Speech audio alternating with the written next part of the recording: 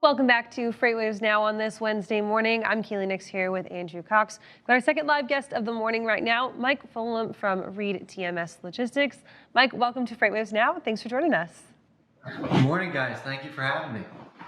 Mike, so it is freight market mania out there. It doesn't seem to stop. We're looking at our reefer volumes, but it seems that van volumes are unwavering. Van rejections have been at 25% since like last September. It just doesn't seem to be going anywhere, does it? Yeah, it's been fun in the freight world, to say the least. I think we anticipated that the market would continue on a positive trend, a bullish trend. I didn't anticipate it to stay this strong for this long. And if you look at all the indicators, it definitely looks like it's going to stay this way for some time. We talked to a lot of people about where their expectations for the rest of 2021 are heading, and a lot of folks are already like, forget about 2021. We're looking till 2022 for this to even start unraveling. Talk to me a little bit about what you guys are seeing over at ReedTMS and how you guys are helping your clients kind of navigate what's going on in the markets. Sure. Yeah, as to where the market's headed, I think I see some short-term strength.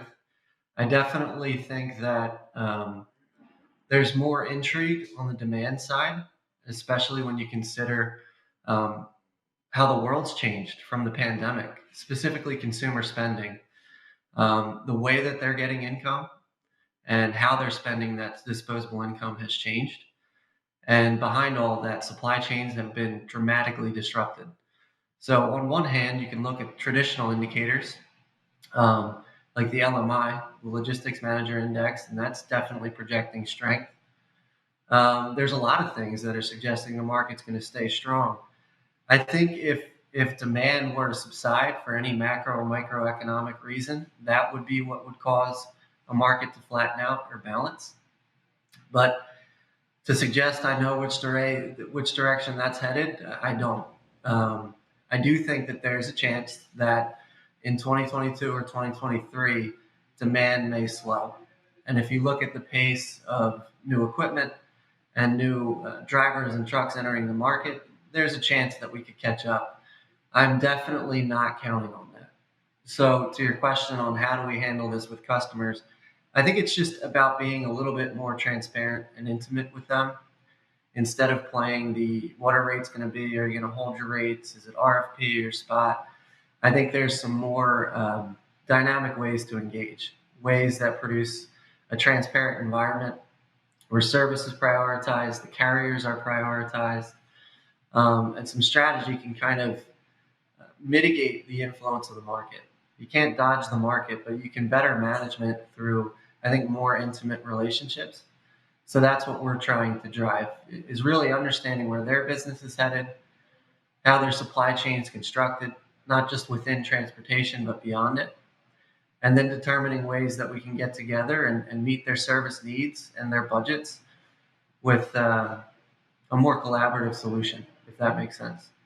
Yeah, it sure does, Michael. That's something that we've heard across the board, really, that people, that when the freight markets got tough, when things were very strained, both sides and every side, broker in between, everybody came together in a more collaborative way. That's definitely one of the lessons that I've taken away from COVID in this industry. Are there any more lessons that you learned throughout COVID that you are taking with you into a post-pandemic world? How hard it is to be a truck driver. I think that truck drivers have a really difficult job, and there's a reason that drivers are in short supply. And I think when you consider the pandemic, how important it was to move goods and how difficult their job is and how valuable they really are to the transportation chain, I think not that I always didn't think that they were important or that we hadn't prioritized them, but I think now it's a primary focus point is training drivers, maintaining drivers, and working with good companies and drivers. Michael, I just wanted to ask, is there anything that you guys at ReedTMS do to try to make drivers' lives easier? Are there any things that you can report to others in the industry that, just things that you guys are doing to make drivers' lives easier?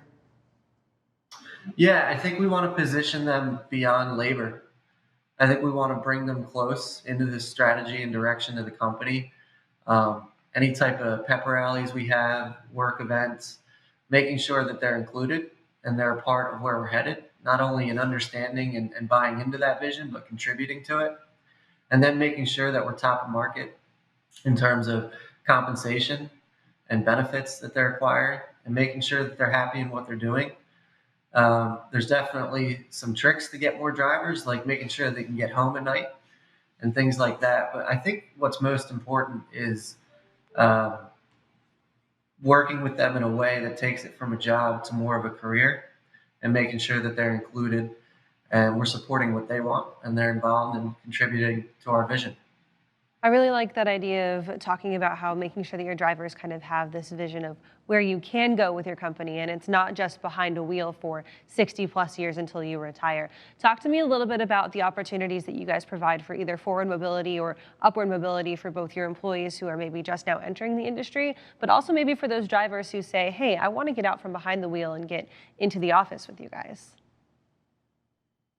Sure. So our whole philosophy is understanding how people are motivated and then meeting them somewhere in the middle. Um, so for us, our management team, all the way to the executive level, is very involved with personal development and career development of our employees. And that's across the board. That goes beyond drivers. And one of the things that we're trying to do is surround them with an environment that they can get there through L&D, education, cross training, being exposed to different functions and getting a feel for it.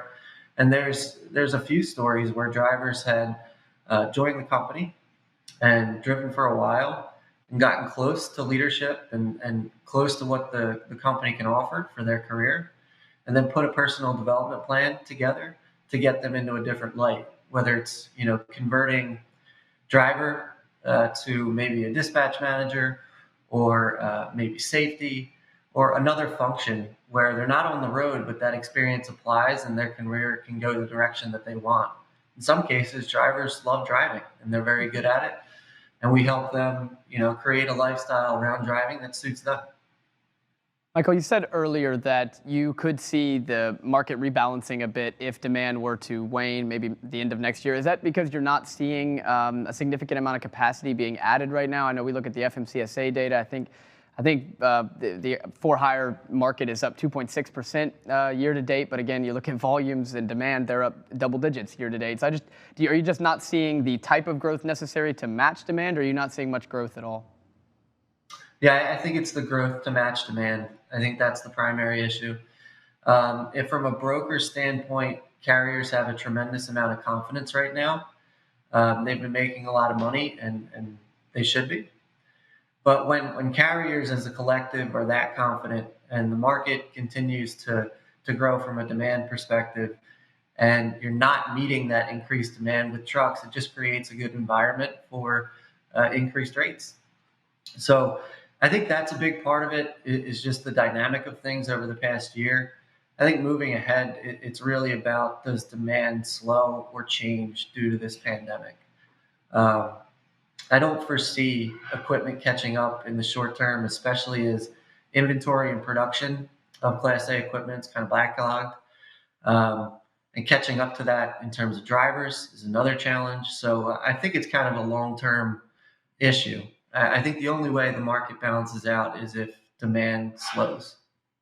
And so, Michael, you talked a lot about how consumers are getting their capital, getting their money, and then how they're spending it. Do you see any major impacts coming from this holiday spending season? I know we're already talking about looking at possibly some shortages of goods hitting the shelves, possibly some higher prices when it comes to holiday ordering, or ordering things that necessarily won't make it to the consumer by the holiday season. Are you guys seeing any trends that could indicate otherwise, or are you just going to say what everybody else is saying? Buy your holiday things now so that you have them under the Christmas tree. Yeah, I think for the consumer, that's good advice. From a supply chain perspective, there's going to be a tremendous amount of pressure on e-commerce if there wasn't already.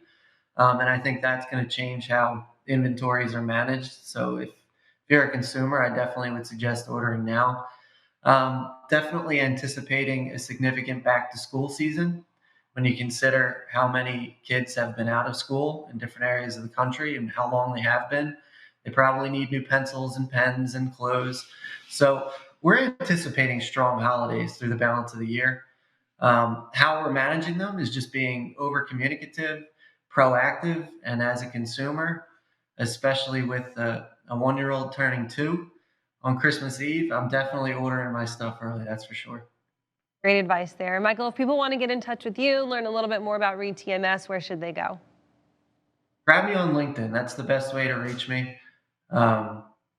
And my email is mfullam@reedtms.com if you ever want to shoot me an email.